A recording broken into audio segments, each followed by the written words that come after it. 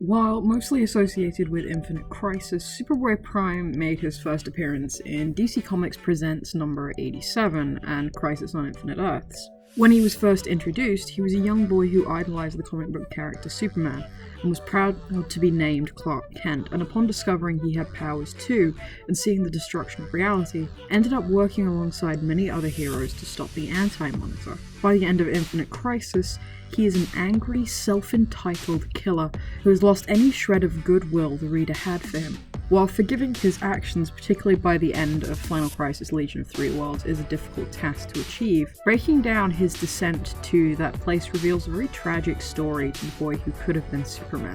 His appearance in Crisis on Infinite Earths is very brief, coming in towards the end of the story. He is exactly what you would expect from a young Superboy.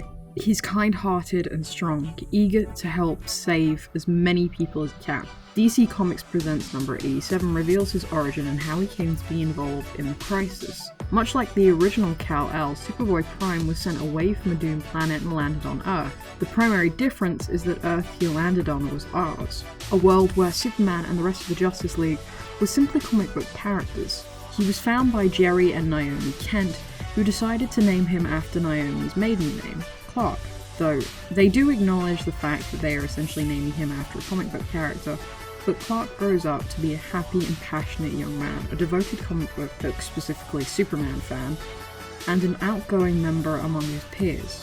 While attending a costume party fittingly dressed as Superboy, Halley's Comet passes overhead, kickstarting his Kryptonian abilities and coincidentally crashing into Superman during the events of Crisis. At the end of Crisis on Infinite Earths, Superboy-Prime's universe has been destroyed, and for his good deeds he ends up going to the Paradise Dimension with Alexander Luthor and the Golden Age Superman and Lois Lane. The next time we see Superboy-Prime is in 2006's Infinite Crisis. Reading the series on its own, Superboy-Prime and even Alexander come off as horrible, self-centered people, complaining that this world is not as good as his, and that he's willing to destroy everything just to get back there. However, going into the supplementary material, you see a different side to him.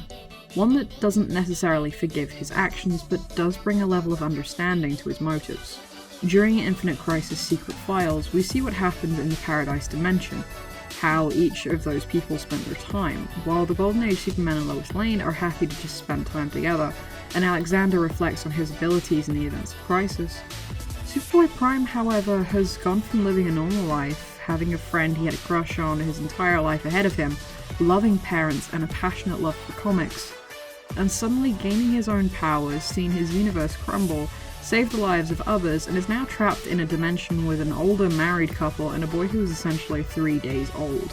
His only real means of entertainment is to watch his memories or see another Superboy live the life he wanted.